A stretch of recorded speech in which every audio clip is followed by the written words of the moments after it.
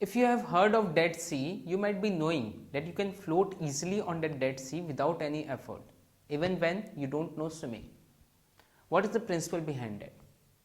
Or what is the principle which is guiding a parachute which comes down smoothly in the air? Or what is the principle behind the floating of the ship? A big ship, a big iron ship floats in the sea, whereas a small pin can sink in the sea. What are the principles behind all these phenomena? Or forget about it. Can you ever imagine a principle of physics, a concept of physics so interesting that it can compel anyone to run throughout the street naked?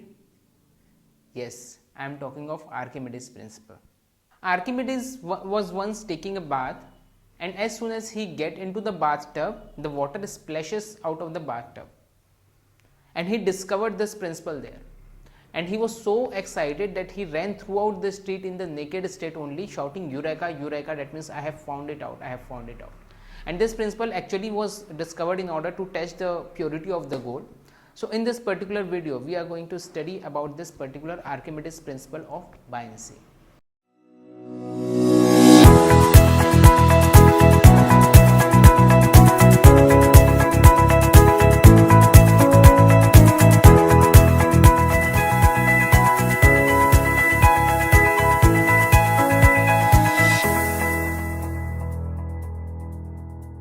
If you have ever experienced that lifting a body inside of water is much easier than lifting it outside the water.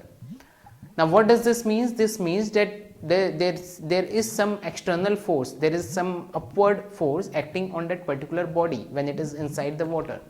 That upthrust force, that upward force is nothing but buoyant force, and the magnitude of that buoyant force is equal to the weight of the liquid displaced. When I am putting the body inside the fluid, some liquid will be displaced. Whatever liquid is displaced, the weight of that liquid is nothing but the buoyant force, and the total volume of the liquid displaced is nothing but the total volume of this body. This is nothing but Archimedes principle. I will show you with the help of one experiment, and with that experiment it will be very clear to you.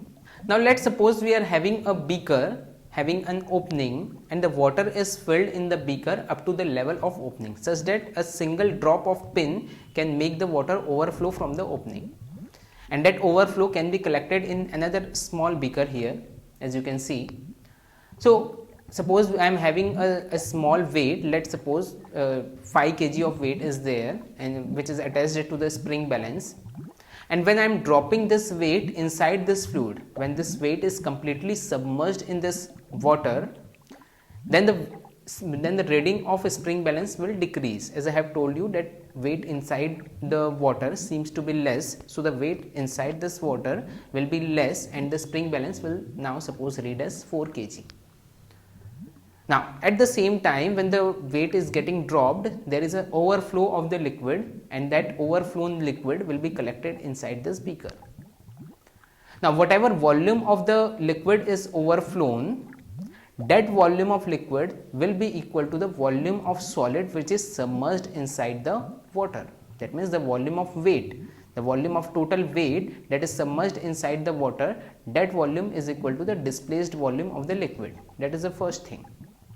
Now second important observation, now initially the weight was 5 kg, and inside water, when it is completely submerged inside water, then the weight becomes 4 kg. That means the difference in weight is 1 kg. Now that means this 1 kg load is the upthrust force, then only the weight will decrease. That means this buoyant force here will be equal to the difference of weight of the difference of weight of outside the fluid and inside the fluid. Whatever is the difference in weight, that is nothing but buoyant force, that is nothing but the upthrust. Now in this case, that upthrust will be equal to 1 kg. Now when I weight this displaced liquid, now to your surprise, this displaced liquid will also weight as 1 kg. Now what does this means? This means that total buoyant force is equal to the difference in weight outside and inside the fluid, and which is also equal to the weight of the total liquid displaced. This is how we can demonstrate this particular experiment. So two important conclusions we have drawn from here. First conclusion, the total volume of the body which is submerged inside the fluid, inside the water, is equal to the volume of the liquid displaced. first thing. Second thing, the total buoyant force which is acting on a submerged body will be equal to the weight of the liquid displaced. These are the two very important conclusions. Now if we want, obviously we cannot put spring balance everywhere, obviously we cannot weight the water with the help of the weighing machine everywhere. So what we can do is we can calculate it mathematically. How we can calculate? So the total weight of the liquid displaced, if I want to calculate, so total weight of the liquid displaced, which is nothing but buoyant force, and which will be equal to weight, as we know, is m into g, and mass can be further written as volume into density. So this weight of the liquid displaced will be rho g into v, rho of liquid, g into v of liquid. Now further, v of liquid again is difficult to measure how much liquid is displaced, it cannot be measured everywhere. So what we can do is this v of liquid, volume of liquid, as I told you, will be equal to the volume of the submerged body. Whatever is the volume of submerged body, same volume will be displaced by the liquid. Getting this or not? That means we can replace this volume of liquid by volume of the submerged body, and it is easy to take the volume of the submerged body. If when the body is outside, we can take the volume and we can determine the buoyant force on that particular liquid. So that buoyant force is equal to the weight of the liquid displaced, which will be equal to rho g into v, where this v can be written as volume of the solid body immersed. Okay, now you can see more is the density, more will be the buoyant force.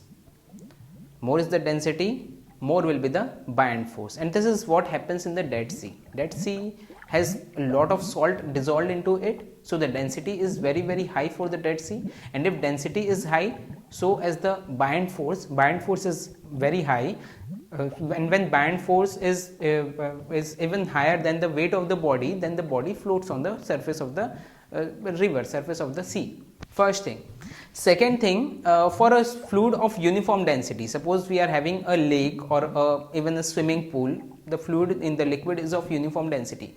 So in the liquid of uniform density, as body sinks deeper and deeper inside the fluid, the buoyant force will remain same, because rho is same, g obviously is same, and v, the volume of immersed surface, immersed body, is same. So the buoyant force will remain same. But when density changes, as in case of the sea, as we are getting deeper and deeper inside the sea, more and more salts are accumulated there. That means the density is increasing as we are getting deeper and deeper inside the sea.